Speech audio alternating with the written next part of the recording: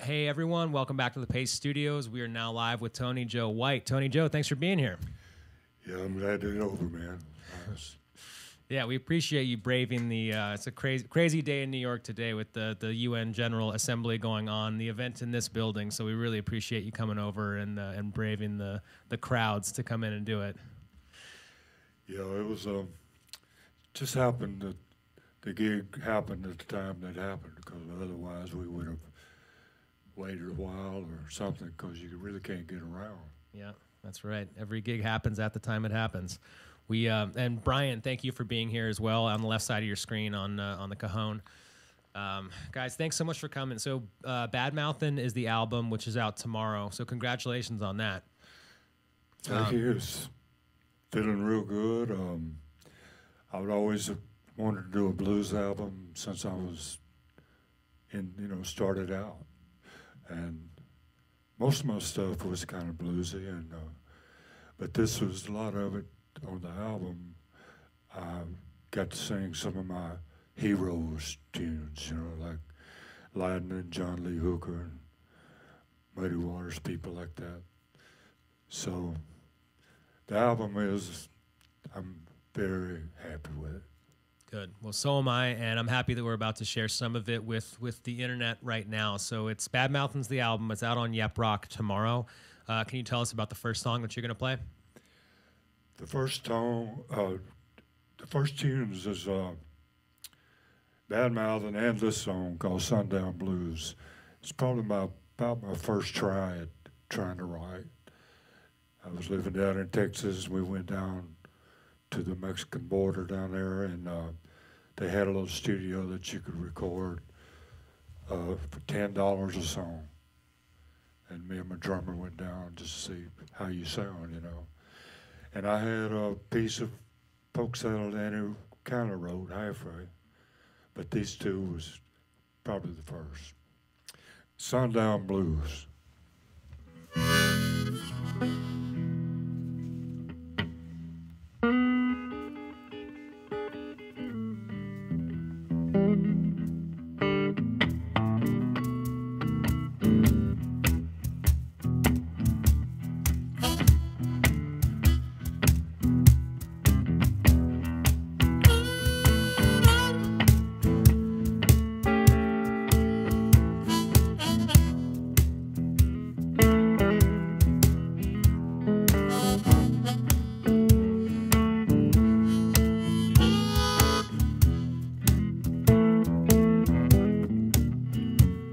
Been a mighty short day.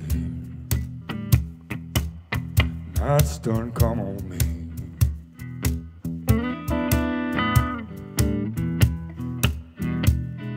A mighty short day. And night's done come on me.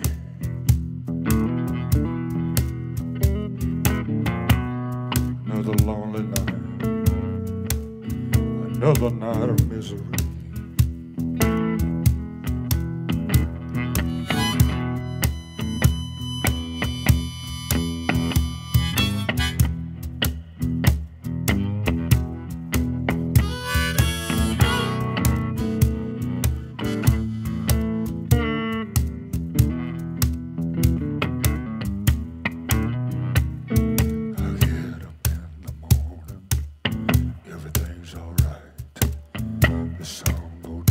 Just hang my head and cry.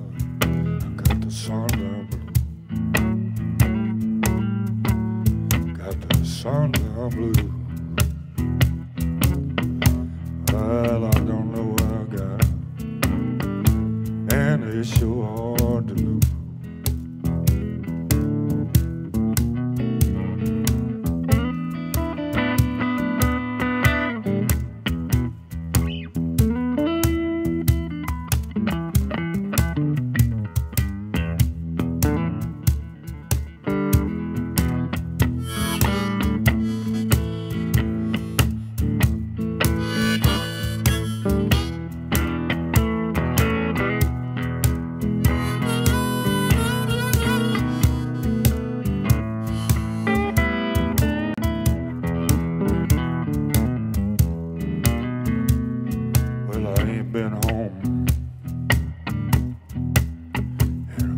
mighty long time.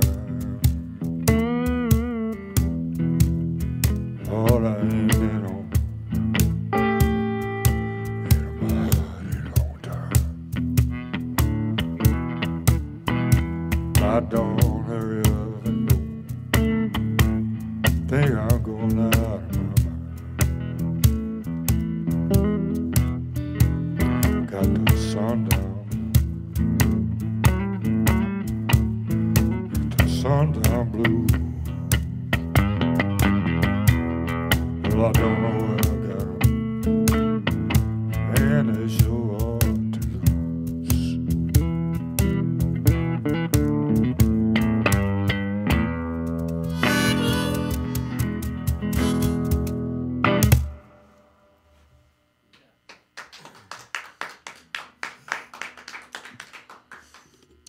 All right. Tony Joe, thank you. Brian, thank you. That sounds great.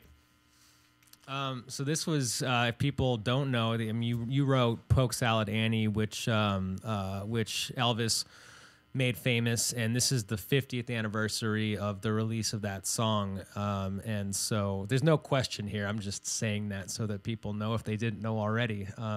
This is amazing to have you in here, living roots legend right here. This doesn't happen every day for us, so thanks for coming. Cool.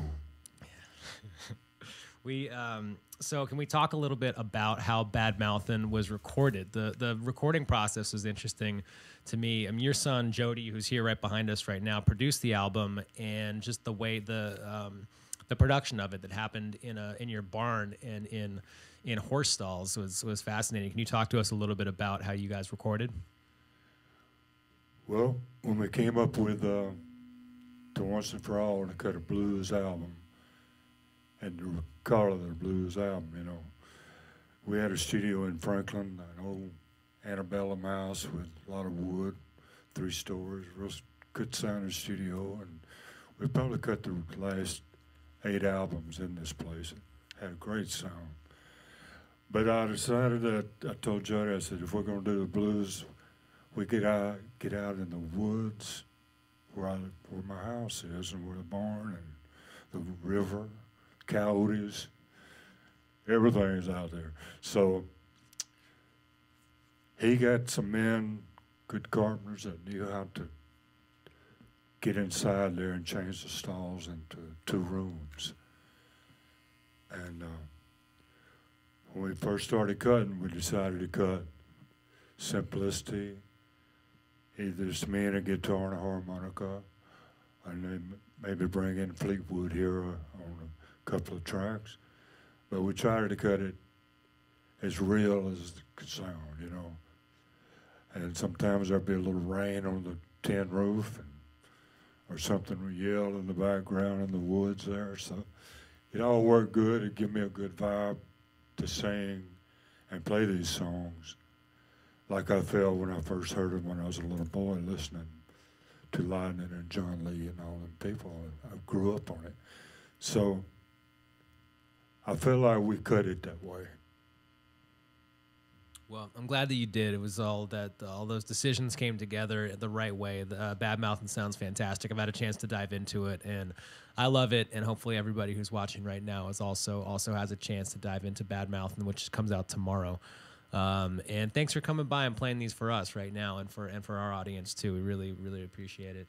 You're welcome, man. Can you talk to us a little bit about the second song you're going to play? Well, Bad Mouthin' is the title of it, and also the title of the album. But that saying was kind of going around in a lot of the clubs.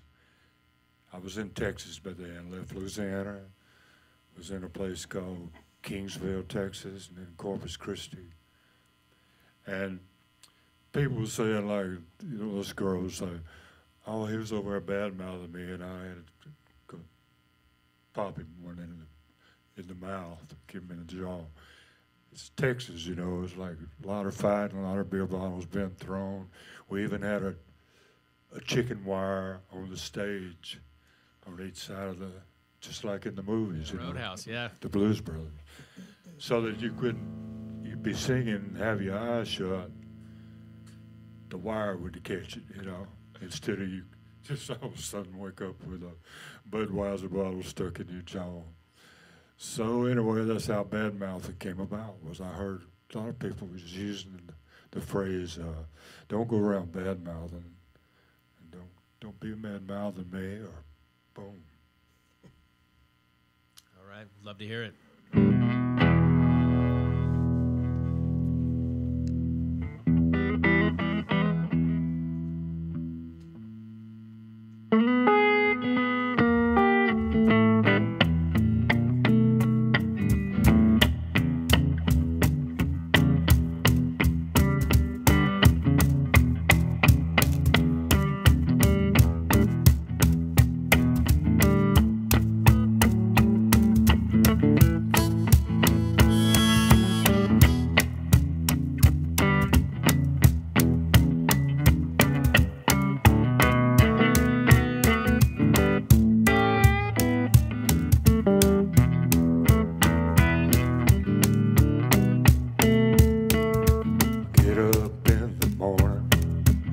Fix me something to eat.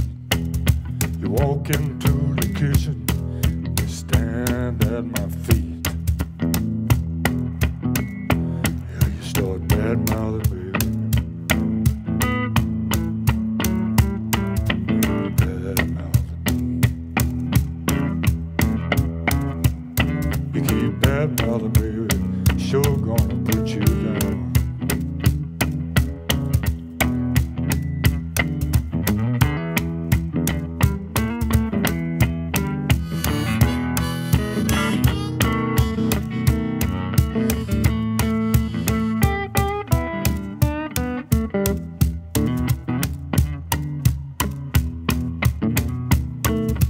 Get home in the evening, get home at about 4. First thing I hear from you, woman, when I walk through that door, start bad mouthing. You're bad mouthing, baby. You keep bad mouthing, baby, sure gonna put you down.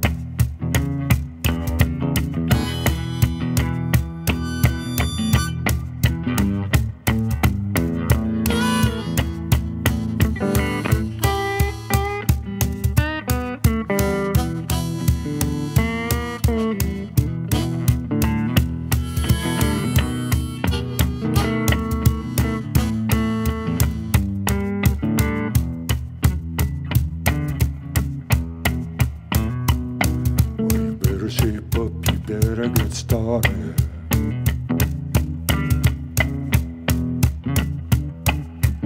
One of these days I'm gonna leave you broken hearted.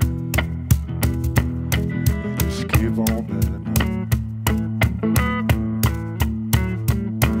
Just keep on betting.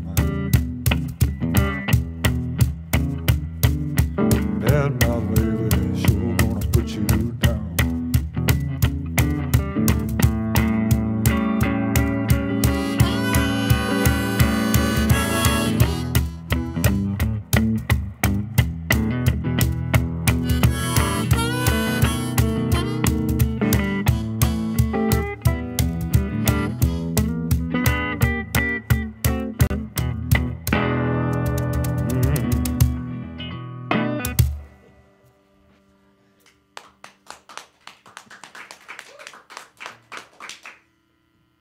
Right. Thank you, Tony Joe. Thank you, Brian. It sounds great. Has there ever been a pick in your life, or has it always been finger style? Yeah, I've used a pick. I used it a few times last night over to the winery, and I carry it. I don't really like to think about where I carry it. It just kind of appears between a finger or something, and you get it out and start playing. But in a little situation like the sound in here and us playing quiet, I really like to use fingers.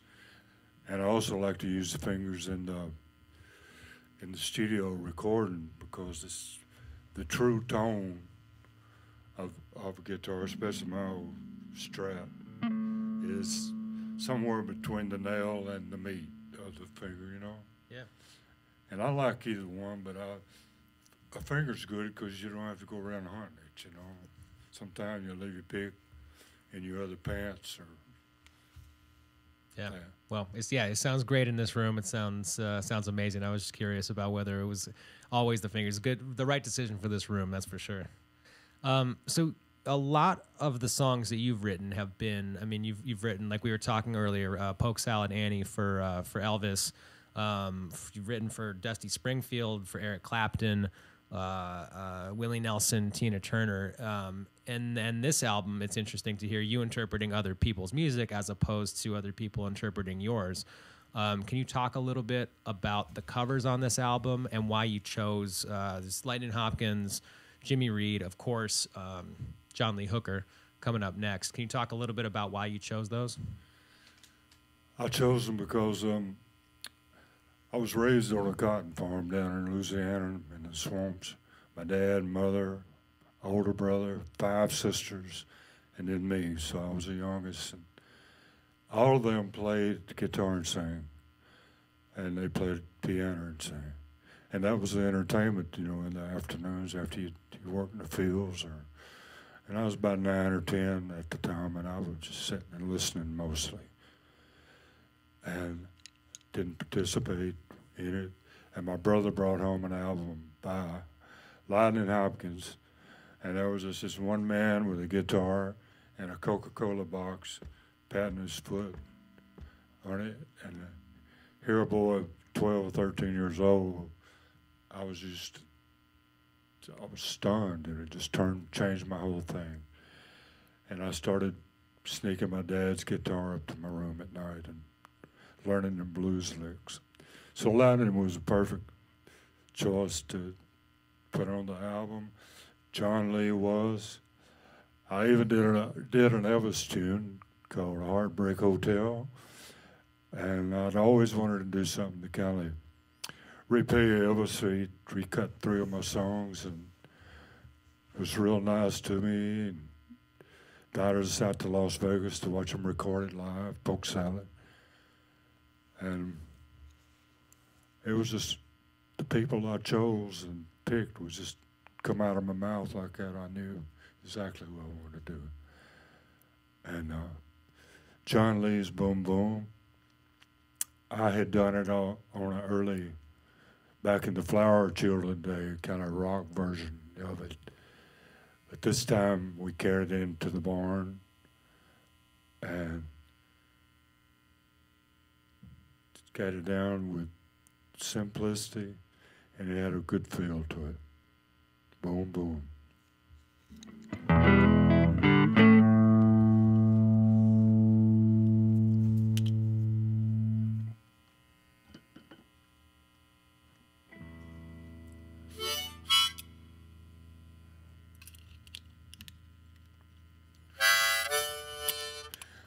This is Fleetwood Cadillac, by the way.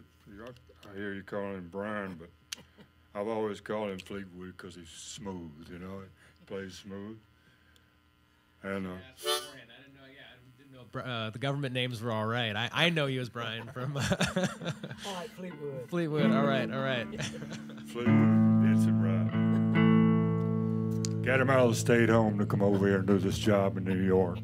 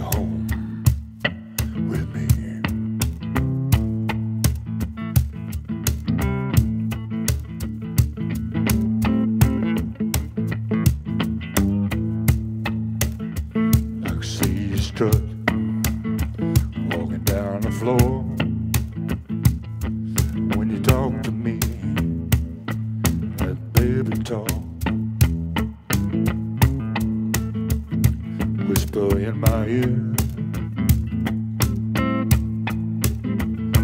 Talk and talk, walk and walk.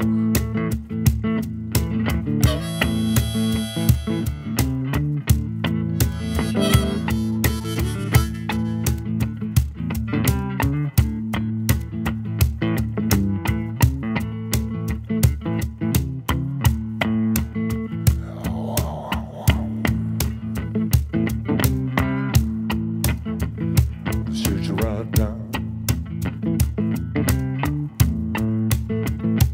Boom, boom, boom.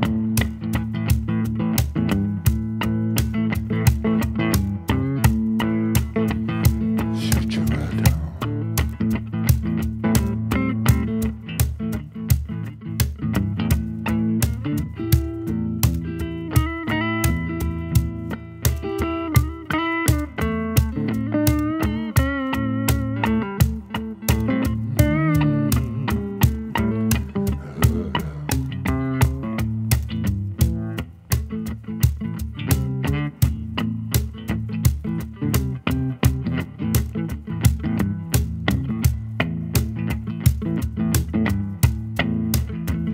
You walk and walk, talk and talk, walk that baby walk, talk and talk.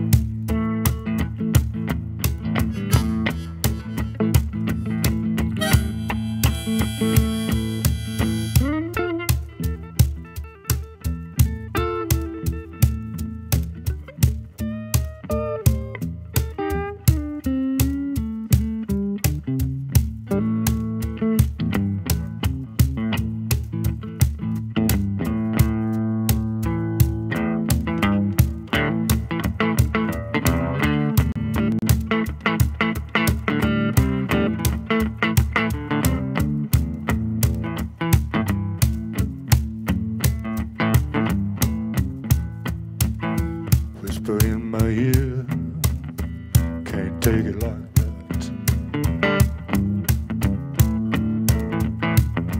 Whisper in my ear, can't take it like that. Boom, boom, boom.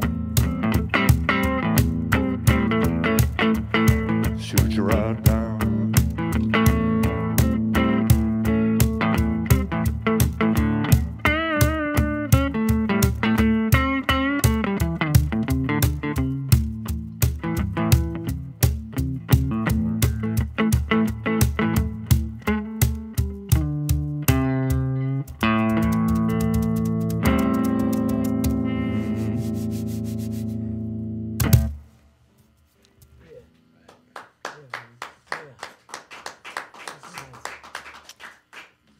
Cool. That sounded Thank great. y'all. That sounded great. Thank you, Tony Joe White, for coming through. Thank you, Fleetwood Cadillac, for coming through.